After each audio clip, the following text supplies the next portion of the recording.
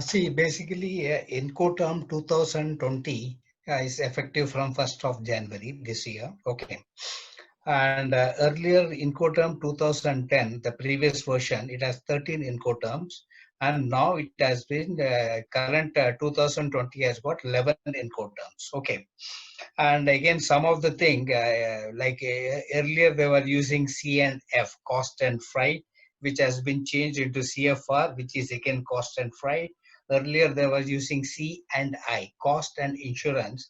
Now it is called CIP, which is cost insurance paid.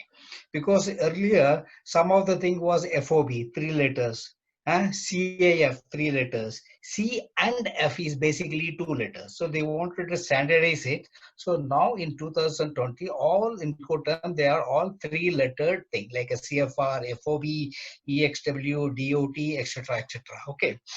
And hmm, see, again, like he said, CAF, she said Incoterms, it is basically your full form is called International Commercial Terms, is called shortly Incoterms. And it basically defines the various rules, regulation, cost, charges, and transfer of risk for the movement of goods from the seller to the buyer. At every point, who is going to bear the cost of a particular thing, or when the risk passes from the seller to the buyer, all these things are included in the Incoterm.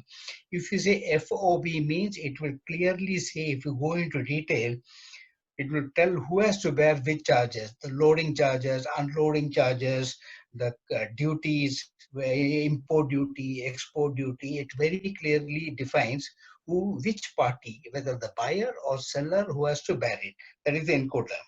And another thing is, like Radhika said, CAF, only mentioning CAF is not enough. You have to mention the Incoterms applicable. So, right, if you're entering into a contract today, 2020, you will write CAF Incoterms 2020. But again, mentioning the year itself is not the same thing. See, you can even mention Incoterms, the latest version. Latest version is today. What is the version is 2020.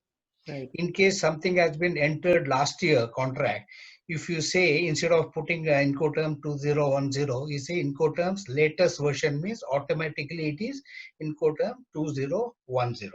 And apart from writing CAF Incoterms 2000, you have to mention the named place of destination in case of CAF. So in a contract of CAF, you will say CAF Incoterms 2000, then you will say Mumbai, Navasheva Airport, Seaport. That is the complete definition of a Incoterm.